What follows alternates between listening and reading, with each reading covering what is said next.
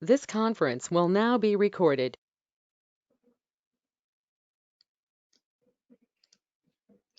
Okay, so hi and welcome to this South Australia webinar.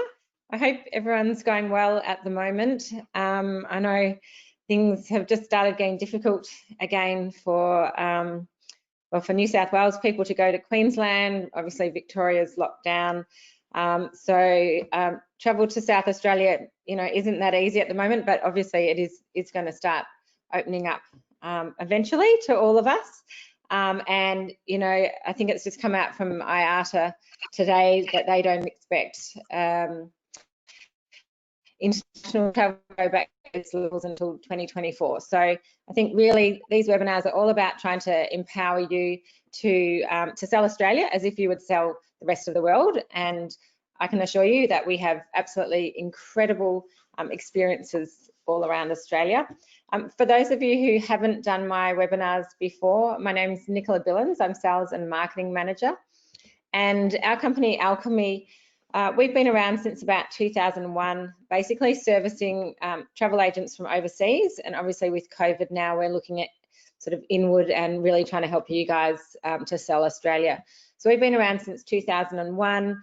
We're all about that bespoke itinerary creation. So we're not just a booking service for tours and accommodation. We're really about learning about your clients and crafting truly exceptional bespoke itineraries for those well-traveled people who are the high net worth clients. And really, normally it's all about our team traveling around Australia, really getting to know all the guides, all the people that we meet, so that we can weave that into the itinerary for your clients.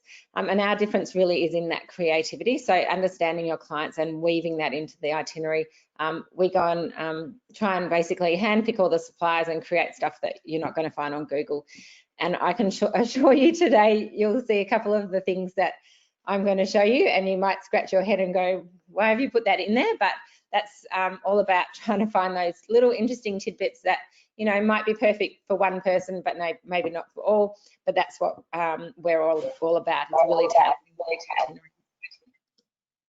So today we are going to, excuse me, I'm just going to move something. So what I'm going to cover for you today is really just about why to go to South Australia and the experiences that you can be had there.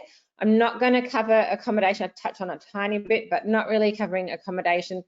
South Australia Tourism has done a really good job of creating a whole bunch of individual webinars about all the different places around South Australia. So if you wanted to learn more about the accommodation, go to the southaustralia.com website and you'll find a whole bunch there.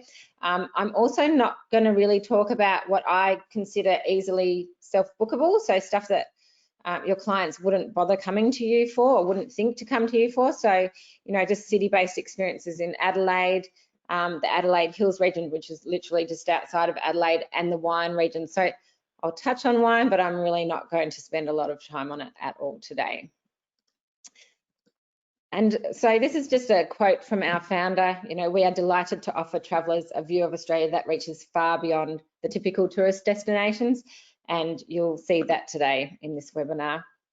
So just a little bit about South Australia. So it's actually about the size of Egypt. So anyone, if you've been to see the pyramids and travel around Egypt, it's pretty big. I'm assuming most of you have probably been to South Australia at some stage in your life. What you'll find at the moment is it is still relatively untouristed. So for such a large country, there's so much to explore and so few people that actually do it. But this also means that there's not actually a lot of accommodation options, particularly at the luxury level.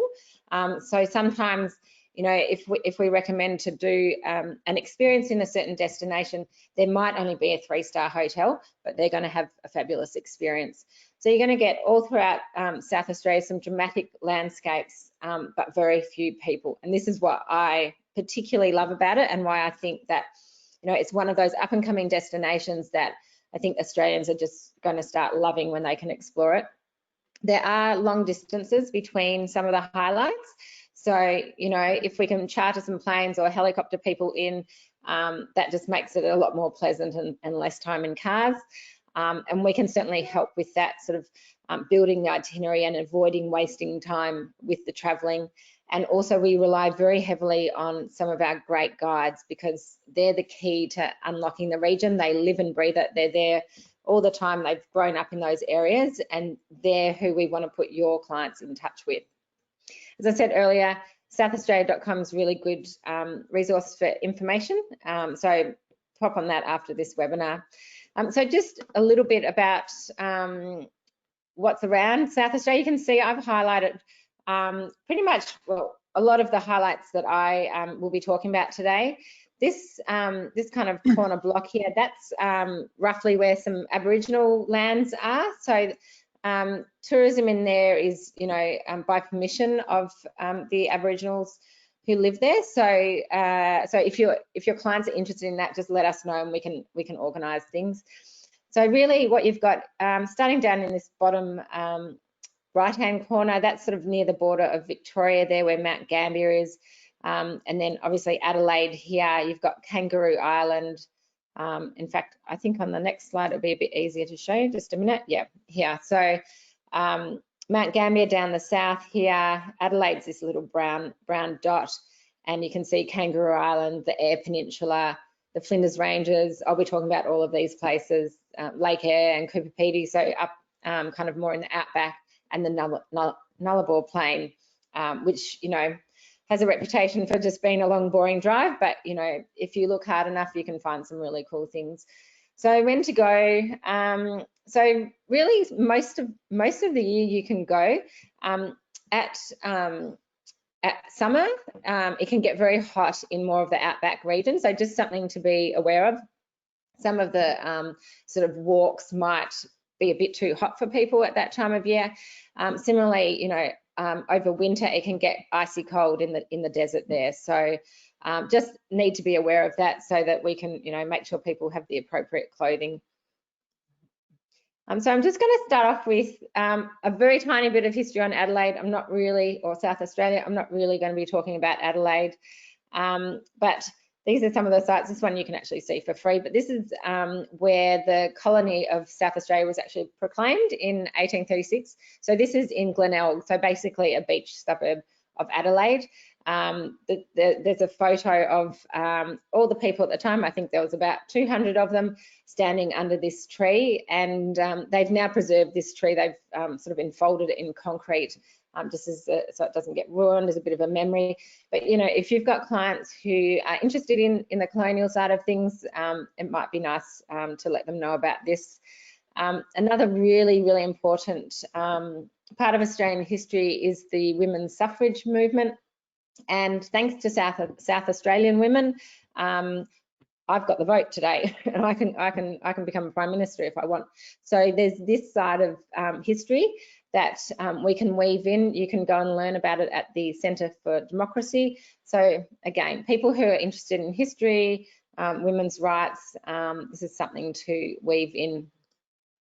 The Adelaide Oval, that's been around since 1870. So another one, you know, great for sporting fans. They can go and learn about the history of the Oval, but there's also Don Bradman's collection. We can do some private touring there. They can get their name up on the old scoreboard, and there's also a roof climb there. So again, weaving in a bit of history, but with a bit of sport, and it's a city-based activity. There's also the German side, which you probably have heard about. In the Adelaide Hills region, there's this little town called Handorf that you can go and visit, very quaint, and all around the outskirts of Adelaide and South Australia, there are sort of, you know, originally little tiny German villages. So they originally came to escape persecution, but then they were basically invited by the government, because they were known to be really good workers and good at building up the farms and whatnot. So originally, I think there was about 5% that were escaping religious persecution, but the rest of them actually just came because they were good workers. So that was over a 50-year period, and it is some of the foundation of South Australia, and worth again looking into that history of it.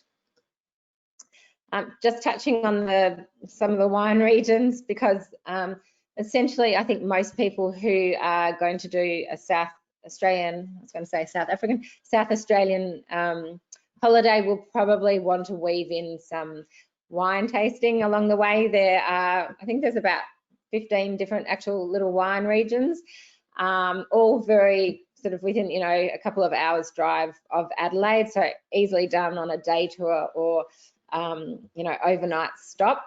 I'm only talking about these two because I think they're particularly nice. So one of them's at Seppeltsfield, where you can go back to they've got the longest single vintage wines in the world. And also there's an experience at Penfolds where you can go and have an underground tasting, meet the winemakers, and then do a helicopter flight afterwards. But we can pretty much put a wine thing into anything you want. I just haven't talked about it too much. I think a lot of people might think that they can book it themselves. In the Barossa, you'll find this luxury lodge of Australia. It's called the Louise. It backs onto the winery. It's got a first-class restaurant there called Appellation, and that's great for a couple of days stay and exploring the region around there. You've also got the Clare Valley, not too far away as well. And this we would tie in on say a road trip to Aqaba, which I'll talk about a little bit later, in the Flinders Ranges. That's well known for its Riesling.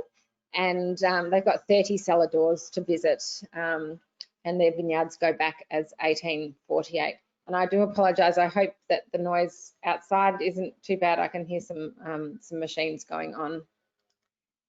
McLaren, Vale and the Fleurie Peninsula. So again, very close to Adelaide, and can be done in a day trip or en route to Kangaroo Valley. So McLaren Vale is just outside, sort of 45 minutes outside of Adelaide. You can do e-bike winery tours. You've got the Darrenberg, this kind of cube here, which is a beautiful place to go and explore the wines. You've even got little swim holes and national parks, all very, very close on the outskirts of Adelaide. And this is a bit further south on the Fleurie Peninsula, and you can kind of see in this in the map here. So the brown dot's roughly where Adelaide is, and this peninsula here pointing out is the Fleurie Peninsula. So down the bottom there, you've got Victor Harbour. You've got this really, really long kind of old bridge that you can either walk across, or they've got a horse and kind of like a horse and cart that drags people across to Granite Island.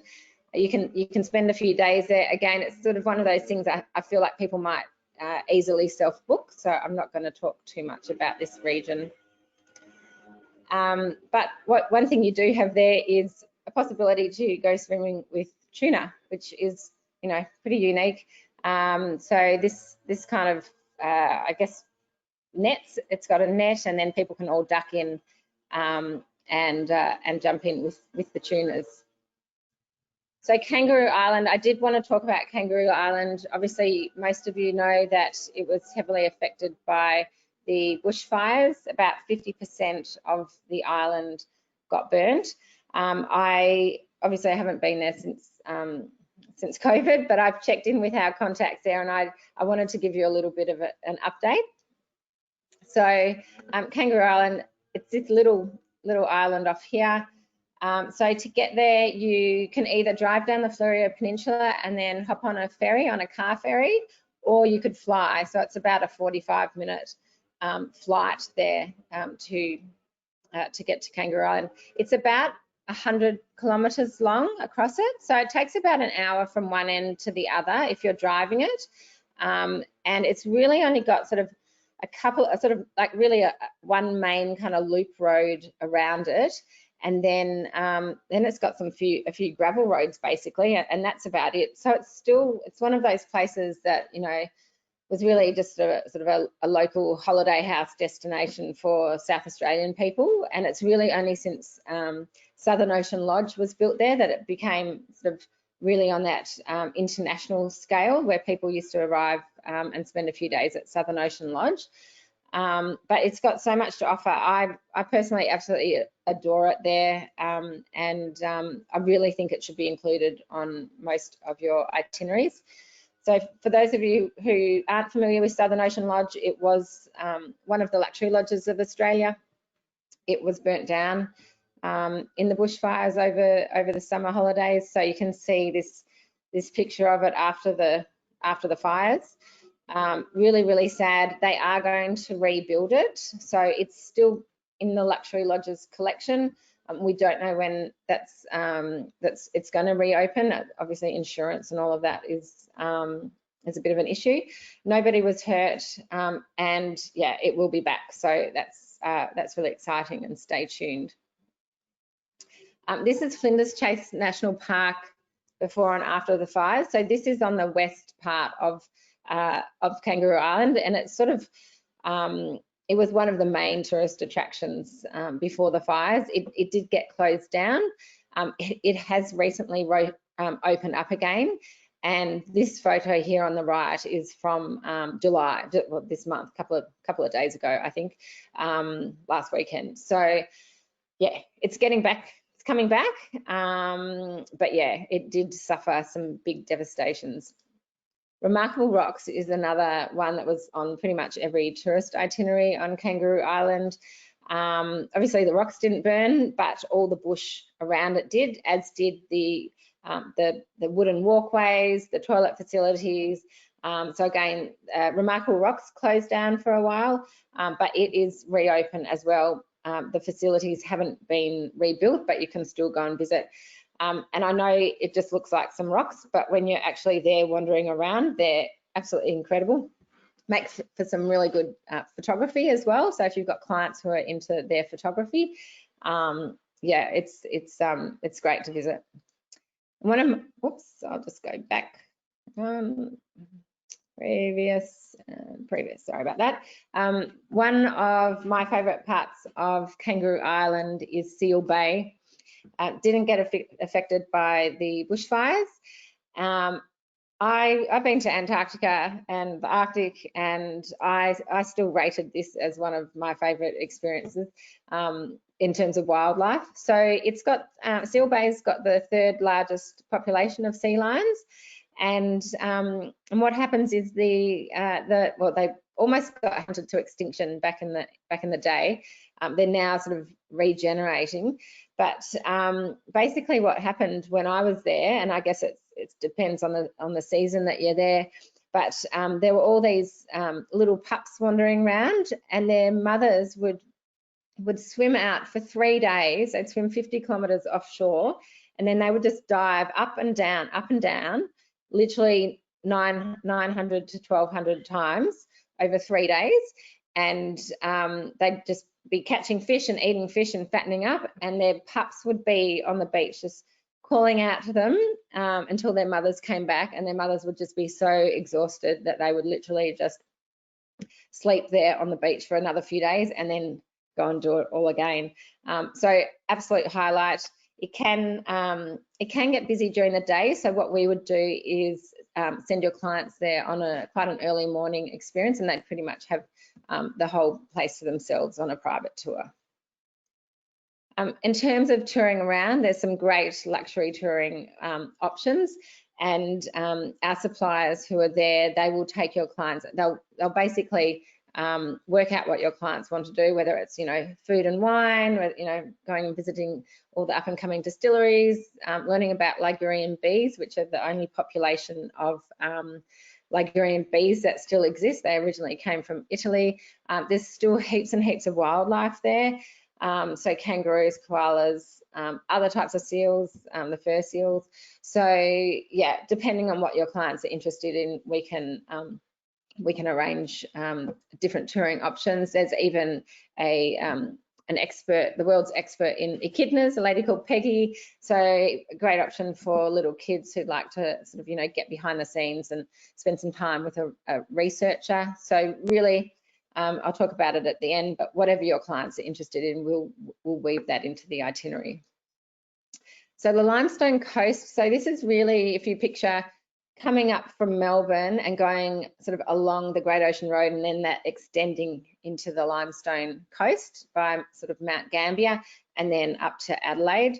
So you would have heard about the crater lakes in Mount Gambier. There's, you know, two beautiful blue, really bright blue lakes there. You've also got this other really cool thing called the, I think that you say, Umphrston sinkhole. And it's beautiful. It's this beautiful garden, and we could arrange, you know, a lovely lunch in there, or a private dinner or something like that. It is definitely worth putting on the itinerary if your clients are going to be in Mount Gambier. This is another sort of, you know, a bit more interesting activity for your clients. So in the middle of this person's farm is another sinkhole called the Kilsby sinkhole, and you can go snorkeling or diving in it. So for people who've got their open water dives and want something a bit odd and unusual on if they're doing a self-drive trip, this one could be for them. There's also a UNESCO World Heritage Site. It's the Narracourt Caves, and this is a really important site. Again, weaving in a bit of history as well as the wildlife for your clients. They can learn about the megafauna that used to exist about 60,000 years ago. We can get them with a paleontologist to take them behind the scenes, show them how they're actually, you know, doing the digs and how they uncover fossils, and, you know, really learning a lot more than just walking through some caves. Another one, this is for, you know, people out of Melbourne when they can travel again. So essentially doing a one-day private charter, and I think it's really cool. So you fly to a, I think it's Wynn's Winery in the Coonawarra, and you do some wine tasting, you do some wine blending. So you'll make your own sort of wine blend. After that, you hop back in the plane again. You land, it's another, you know, 10-20 minute flight. You land at Mayura Station, which is this big Wagyu beef station. You'll have a 4-course Wagyu meal cooked up in front of you, and then you'll tour and learn the behind the scenes of the Wagyu beef station. Hop back in the plane again and do a low-level scenic flight all the way back over the 12 Apostles. So a nice little one-day trip, and you know what? Why not spoil yourself in this this current climate? So, you know, something to think about for your clients. And we can also, you know, turn this into something else. So it doesn't have to go back to Melbourne. We can fly them onto Adelaide or fly them somewhere else as well. So the Murray River region and the Coorong. So yeah, basically sort of coming out towards Adelaide, you've got the Murray River mouth. So you've got sort of beautiful waterways, and then it sort of really spreads out into this sort of area called the Coorong, I think that's how you say it, which is sort of salty kind of lakes inland, just inland due to the sand dunes. And so it's actually a really important breeding place for a lot of birds. So people who are particularly interested in birding, this is a good place for them.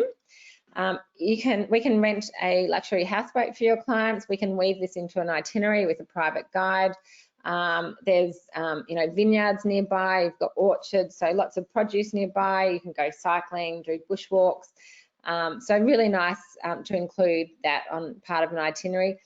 There is a provider there called Murray River Trails, and they have a few different sort of more active options for your clients who might like walking or kayaking. So there's the Murray River Walk, which is basically a 4-day walk. You cover 40 kilometres, pretty flat. So even for your older clients, they would be able to cope. I think the highest you go up is maybe 60 metres or something like that. It's pretty much walking along the Murray. And what they do is every day you do a bit of a walk, and the houseboat relocates. So you're walking along different places and staying at different places every night. And you might, you know, go and watch a beautiful sunset, or, you know, go bird watching, do something in the morning. I think there's an Aboriginal experience in there. And then the Murray River Safari, similar vein, but you'll do some kayaking as well. So they're just a really nice option if you've got people who are wanting something a little bit active, but not too far away. Coorong National Park, I mentioned, is so it's these sort of salty lakes that are separated by the sand dunes. So you'll find lots of important birds that are basically migrating from China or Siberia. And you'll get people there who are very passionate, who can tell you all about birds. I'm not a birder myself, but it's a very, when you go there, it's a very kind of stark, dry, kind of flat looking place with the inlets as well. There's like a pelican island, so you can look out and see hundreds and hundreds of pelicans. And so really what you want to do there is probably go on a cruise and look around from the water, or have a 4-wheel drive and we can take you around that way over the sand dunes. And while you're there, you can do something very odd, which is visit a snail farm. So I told you we like to look for things a bit out of the box. So this has only been established for a couple of years, and there's this new trend now about these care farms, which are basically to sort of help people with mental illness problems. And so they've got this snail farm there for people with dementia, and it really gives them a sense of purpose. So you can go there and see how the care farm is operating. People are helping, grow plants for the snails, and you can also do some tasting. They're trying to build up a snail pate business as part of it. So yeah, something a little bit different. And a little fact, snails have 14,000 teeth. So there you go. So the Flinders Ranges, so these are, I think the Flinders Ranges are possibly, more beautiful than going to Uluru, and more spectacular. They're about a 5-hour drive north of Adelaide, or we can charter flight. So what you've got is you've got flat land, and then you can just see how the earth is just crumpled up, and you can see from this picture here, it's just like this kind of backbone of a crocodile or a dinosaur, and it's sort of crumpled up and folded over the time. So it's got this really interesting geological history as well, and also fossil history. So there's a property there called Arkaba. It's one of the luxury lodges of Australia.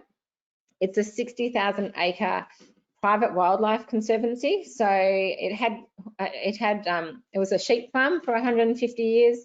Then in 2009, the new owner started getting rid of the sheep. They were all gone by 2014. And what you've got now is, because the sheep are gone, the land has started regenerating, and because the land has started regenerating, the animals have started coming back. So it's this absolutely beautiful conservation story. 60,000 acres shared by just 10 guests. So really the luxury here is just in that exclusivity of being in one of the most beautiful parts of Australia, having it all to yourself. Unfortunately, due to COVID, it had to close. It is reopening around about March 21 for bookings. Maybe it's April, but around about that time. And it's also got the Arkaba Walk, which I'll talk about in just a second. So when you're staying at Arkaba, basically it's all inclusive, and you've got guided experiences every day as part of the stay there. So that could be going on a walking safari, or going on a safari drive. You'll do amazing sundowners at the end of the day, spending time with conservationists, and then you've got add-on things like going on a sort of a heli picnic or something. They've also got they built a hide there where you literally just go and hide from the animals, and just watch them in front of this little pond, I suppose it is. And because it's quite an arid area, all the wildlife start coming, and you have to stand really still and watch the kangaroos, who kind of sense that there's something going on. Really, really magical experience. I've had the pleasure of spending, I think, 2.5 weeks on Arkaba over the last few years. I did a nature guiding course with them. So watching how their guides get, really taught how to interpret the land for your clients. And yeah, I'm massive fan of this place.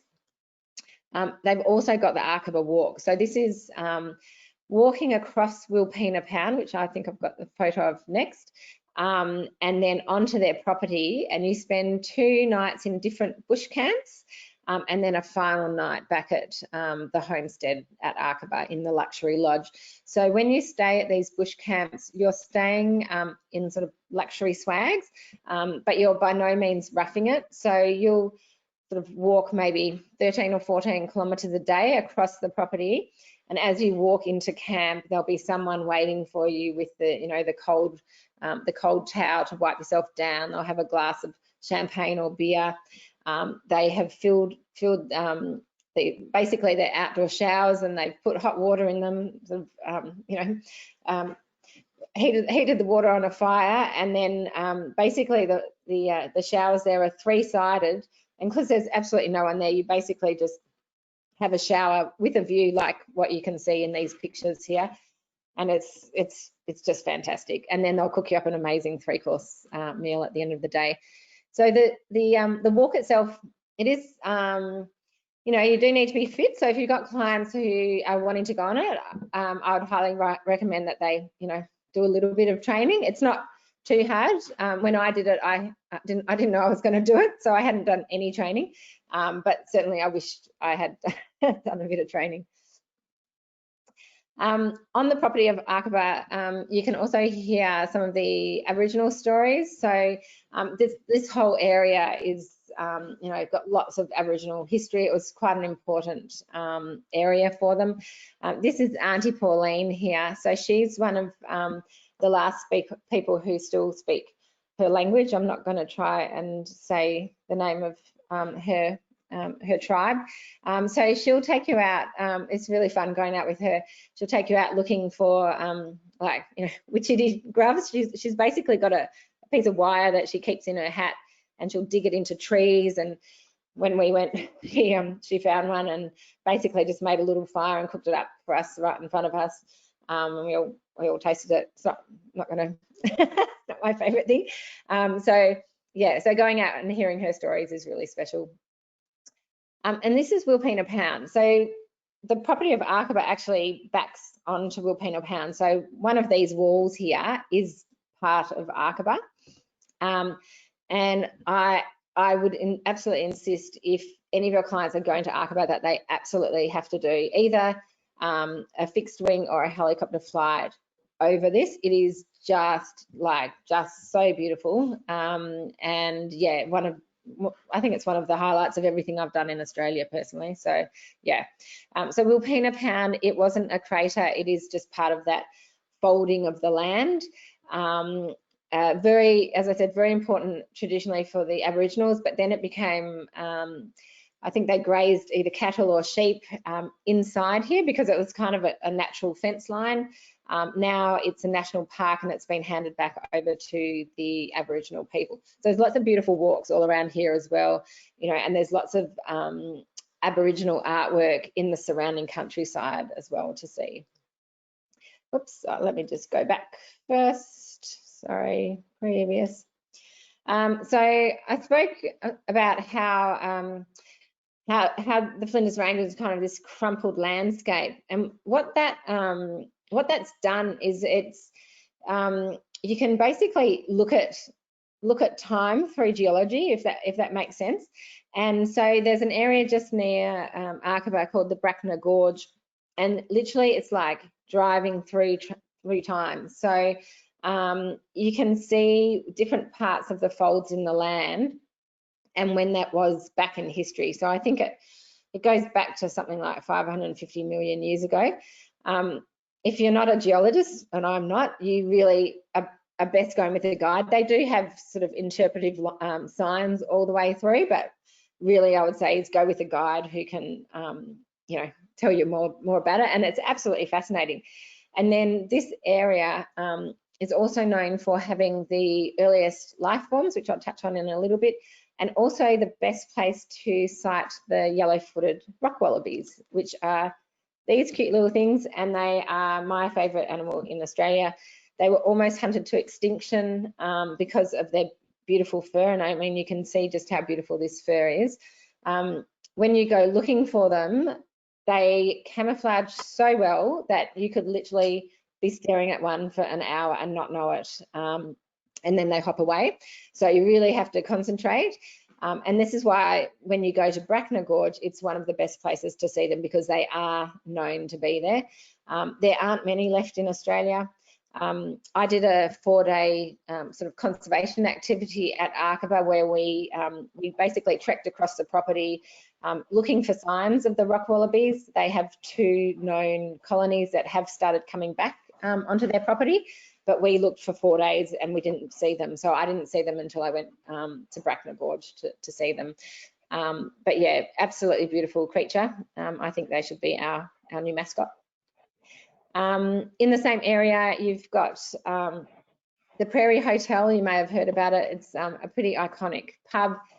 They serve what they call feral food. So I don't know how fair it is. They talk about roadkill and stuff like that. But yeah, so we can incorporate this into like a day trip from Arkaba. Perhaps they sort of take a helicopter there, do some touring, go to Bracknell Gorge, look for the rock wallabies, and then head back to Arkaba for the night. I spoke about how it's known for its fossils. So it's a very important place for finding these fossils that were the first life forms on Earth. David Attenborough talks about it in one of his series. He absolutely loves it. It is this thing here is, I've forgotten what it's called now. This is the new emblem of South Australia, this fossil, whatever it's called. So another reason to come to South Australia, I think. And also in this area, you've got, vast areas with no one there. So you've got fantastic skies. So at Arkaroola, which is a station, they do have some accommodation and touring there themselves. They've got 3 different telescopes. 2 of them are kind of your more normal ones, and one I think is more of a digital one. But you can go and look at the sky through them and do some astronomy tours and photography tours. Eyre Peninsula. So the Eyre Peninsula, hopefully this shows you on the map. So the Eyre Peninsula is about a 45-minute flight from Adelaide down to Port Lincoln, or give or take a 7-hour drive, because you need to kind of go all the way up and then back down to it. So basically it's a playground waiting for us to explore. You've got 2,000 kilometres of coastline, absolutely stunning beaches, little caves and grottos. You've got adventures inland. I think it's, one of the new places to go. You don't have a lot of accommodation there. That's the problem. It's just, it's the grey nomads who would have explored it, going around Australia, staying in the campgrounds. So luxury accommodation is few and far between, but that should not stop anyone from going to this area. This is shows you a little bit more about some of the sort of highlight places here. So Port Lincoln, this is where the airport is. And then a lot of the rest of it, you'd either have to explore by 4x4. Usually we would do it with a private guide, or we can sort of fly your clients, by private charter in between different places. So I'll take you through a few things that there are to do, and note the Gawler Ranges. So these are sort of this inland range. Also a nice place to be based, and then you can do day trips from there. Typically though, a lot of people will stay in Port Lincoln, do a day trip, maybe stay a night somewhere out here, and then come back again. So there is a property, I know most Australians, well, I get really excited about koalas. Not everyone in Australia would, but on the Eyre Peninsula is a fantastic place to see koalas in the wild. It's a private property, but the geology of the land is so rocky that it means that the trees that the koalas live on can't actually get a good grip on the earth. So instead of like growing upright, they kind of tend to bend over, which means that the koalas there are pretty much at head height. So it's, instead of having to stare up, you actually can see the koalas, you know, yeah, at your height. So it's a nice little add-on. This is Coffin Bay. Anyone who eats oysters would have probably heard of Coffin Bay oysters. So, you know, you can see how beautiful it is there. You know, just untouched beaches and all these oyster leases here. So, you know, if your clients would like us to include some oyster eating and going and shucking them, that's, you know, that's very easy and pretty much a given on any tour that we would probably do. We've got a guide here. He takes some people on really cool ocean to plate experiences. So he'll actually go into the water and he'll invite guests to come into the water if they want to come in with him and go and grab a lobster and then cook it up for them on the beach there. So, you know, really fun, fresh, and quite exciting. In the area, there's an Aboriginal lady who became very famous. She did the design on the Qantas plane, and recently the Adelaide Pros. She's also done a design for a Coca-Cola bottle. Her name's Susie Betts. Her and her mother will actually take will actually take you on some tours around her country and take you to some secret sites. Teach you about bush tucker, you know, all sorts of Aboriginal culture, and you know, yeah, a nice thing to weave into an activity there. Up around the area, there's a place called Baird Bay. You can go and swim with the sea lions and some dolphins. Very safe. They're really friendly. So they're wild, but they're not shy. So they'll come up and they'll play with you. And yeah, everyone just absolutely raves about that. One of my favourite things is cuttlefish, and so this is off a place called Whyalla on Eyre Peninsula.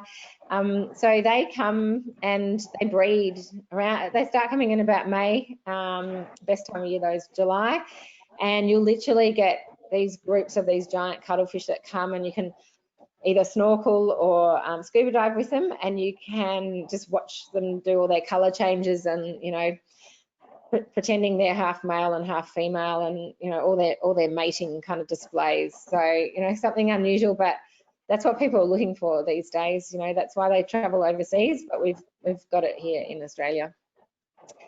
We've also got the cage diving with the great whites.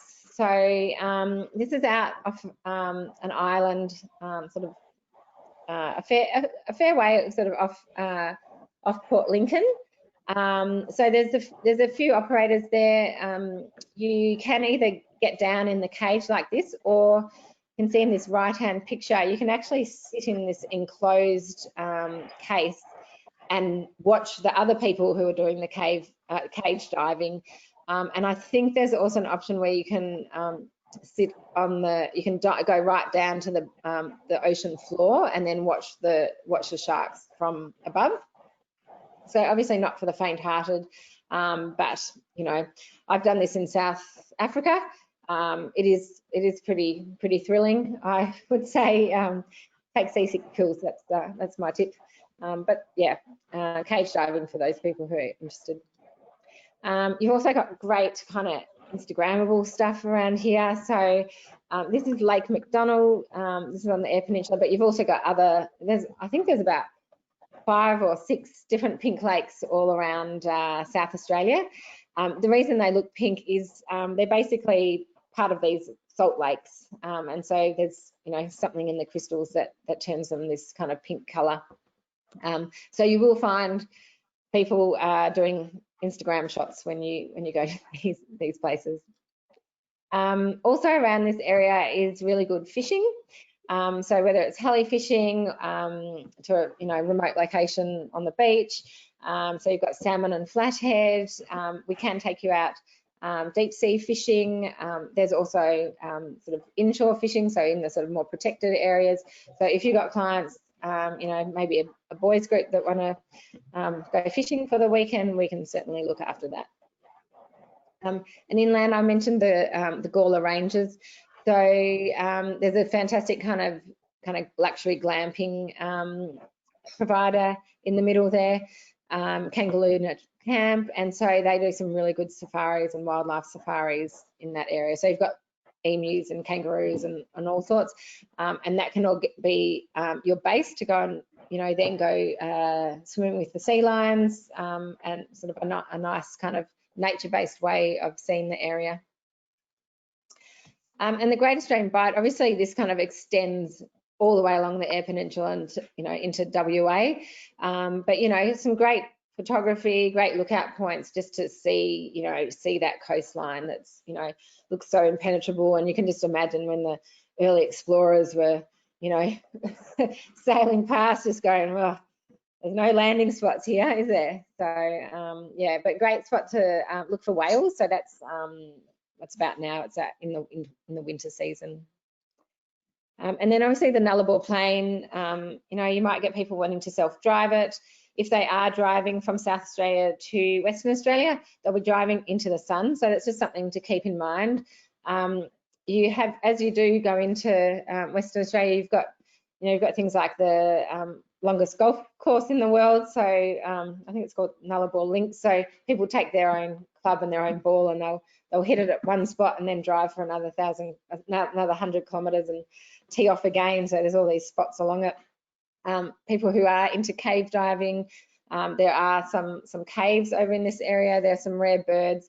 So there's kind of more than you realise along the Nullarbor, but it's just it's just untouristed and not a lot of providers there doing anything. So yeah, it's really about piecing it together for people if they want to do it.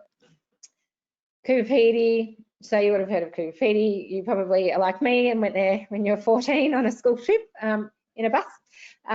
So it's an opal mining town. It's also sort of that real Mad Max. Oh, sorry. Sorry, I'm just getting interrupted. It's that real kind of Mad Max kind of style thing. You can do opal tours. You stay in the underground, and yeah, really exciting, really exciting place to go to if you want to, because you can sleep in one of the most, I guess, peaceful rooms in the world, the Desert Caves Hotel. So literally, when you go underground, because there's all these underground hotels there, you just get this sense of peace that you can't hear anything, you can't feel anything, there's no wind, there's no nothing. So you have a really good sleep. So that's a good selling point for Coober Pedy. You can also take a trip to Mars. So the scenery around there is just this, otherworldly Martian-like area. So this is the Breakaways Conservation Park, great for photography. You sort of do a loop around the park. There's no real walks through it. And there's an area there that also has this really squishy rock surface. They call it the Moon Plains. But this is an area where they would have done some films like Mad Max Beyond Thunderdome and Priscilla, Queen of the Desert. So, and then there's the Dingo Fence. So you can also visit that at the same time. So for those of you who don't know about the Dingo Fence, it cuts across a lot of Australia. You can see in this map down the bottom here. So it's longer than the Great Wall of China, and basically it was to keep the dingoes up north from coming down south and attacking the sheep, because they killed the sheep. So anything south of the Dingo Fence, I believe, I could be wrong, I believe it's legally okay just to shoot a dingo if you're on their property. In fact, I think it's compulsory that you're meant to. Don't quote me, but there's some legislation like that. So if people are just wanting to see this piece of history, they can visit it easily from Coober Pedy. And then also a bit more of a flight away, you've got the Painted Hills. So beautiful for photography. You can do a scenic flight. We do have a contact with the lady from, I don't know if any of you have ever seen the movie Tracks, about the lady who walked basically across Australia from Alice Springs to Western Australia. She became friendly with a lot of Aboriginal people, and she can access her Aboriginal communities and take you in and see the Painted Hills from an Aboriginal experience as well. She's not cheap though, but if you've got clients with a nice budget and who would like that experience. And then out whoop whoop, I didn't really know any other term for it. There's a few random things that people can do. So got people who are interested in rockets and in Woomera. So there's a bit of history here. So it was a British launching site for rockets from after the Cold War, after World War II, during the Cold War. And then so you can go and look at rockets. There's also a bit of a tribute to a man called Len Beadle. So he was actually famous for doing all the road building and basically opening up Central Australia so that we can all use it today. So you can go and learn about how he did that, and you know how brave he was going out and just by himself in his four-wheel drive and driving all over the place and coming back and saying, right guys, this is how we're going to build the road. And then you've also got the Woomera prohibited area, which obviously you can't visit, which is globally used as a military testing ground. So quite an important area. You know, it's not for everyone though. You've also got just remote Aussie outback pubs, for example, William Creek pub. So typically what we would do here is, you know, if we're flying your client from one place to another, we might land them at the pub because you can pull right up in your charter plane and have a beer with the locals and, you know, get to know those funny, quirky outback characters and then fly on your way. Another site, this one, again, to do with military. This one actually won, I think it's South Australian Tourism Activity of the Year last year. So Maralinga. So you might have heard about Maralinga because of Midnight Oil, because I think they sang about it. I think Paul Kelly did. So it's a former nuclear testing site. There's actually a TV show on, a bit of a comedy about it at the moment called Operation Buffalo. So again, this is post World War II in that Cold War era. And it's a really kind of dark part of Australia's history in a way, because they did this nuclear testing. They displaced all these Aboriginal people. The Aboriginal people, you know, came back to these sites when there was still a whole lot of radioactivity going on. So you can go and learn about all of this. Now, typically to do this activity, it's more on the grey nomads kind of circuit. So they would expect people to arrive, stay at the caravan park the night before and do the tour in the morning. So this is where, you know, we would, you know, fly someone in just in time to do that tour and not have to stay in the campground. Or we could set up a tent for them if they wanted. This is the Marie Man. Again, this is the sort of thing we'll just tie in with a flight if we're trying to get people to, you know, certain locations. So this is only, you know, 25 years old or something, and it's, you know, it's not mystical or anything like that, although nobody knows who did it. But it's you know, it's not like the petroglyphs in Peru. You know, it wasn't done by aliens, I don't think. But yeah, you can see it from space, and it's an Aboriginal design.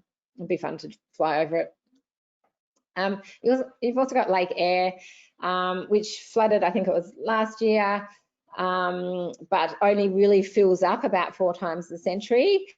So basically the floodwaters come all the way down from Queensland. When it fills up, you just get all the wildlife coming back. Somehow they just know. So it takes 30 days to come down from Queensland. So even if it hasn't filled, you know, you can go and do some scenic flights over it. We can land planes next to it. You know, great for photography. It's just that, you know, endless nothingness that I think sometimes makes people a bit dizzy when they just can't see anything. And then another salt lake is Lake Gardner. So this is a bit closer back to towards the Eyre Peninsula. They typically once a year would do a dry lake racing on it, so speed racing. So we've got a contact who could land a plane on the lake, and then you guys can, your clients can watch the race if it's going to go ahead. Otherwise, if you've got, you know, people with really big budgets, we can try and look into sort of arranging their own race in their own time with the or watching a race with the cars. Also really good for photography, a bit like going to the salt flats in Bolivia, where you can do your funny photos, and also an option to sleep under the stars, just, you know, in this incredible environment. So that's kind of a whole bunch of things and ideas in a nutshell. I probably haven't touched on half of what South Australia has. So really then it's about putting it all together, and, you know, you've got, you know, all these different areas. You've got accommodation, which I didn't even really talk about. You've got all these great guides, and really, you know, we've been working with some of these guides for a very long time. We know them very well. They know our caliber of client, and they'll go out of their way for us. And then you've got your methods of transportation. So really, when you're thinking about an itinerary, you know, a luxury itinerary for South Australia, really, for us, it's all about letting us know what your clients are interested in, so that we can craft the itinerary to your clients' passions. And I was going to show you some sample itineraries, but really what we're about is that, you know, bespoke itinerary creation. So really, we will select the guides to suit your guests' interests. We'll choose the accommodation based on their taste. You know, we'll make sure there's that right mix of, you know, activity and relaxation. You know, avoid wasted travel time, and then really build that itinerary so that, you know, they're not going to do the best thing first. They're going to do the best thing last. So when they come away, they're just like, oh my God, that was amazing. So the more you tell us about your trip, the better it's going to be. So the more you tell us about your client, the better their trip will be. So as well as, you know, dates, how many people, where they want to go, tell us what they like and they don't like. Tell us, you know, do they want a slow pace, or do they really want lots pumped into it? What have they enjoyed on the previous trips that you've booked for them? You know, where have they been? What have they told you that, you know, really sort of push their buttons? And then anything else, and then we can weave that in and create our magic. So it's really about, you know, that crafted itinerary creation, curated experiences, and privileged access. So getting them to those private properties, introducing them to those special guides and local experts, you know, getting them behind the scenes, and then crafting the one-of-a-kind experiences. And that's it. So yeah, I hope that was useful for everybody. Yeah, if you have any questions, I think probably best just to email me or the team here. You can reach the team at Alchemy if you've got any sort of actual itinerary questions or quotations needed. And yeah, thank you very much for tuning in. That's me done. Right.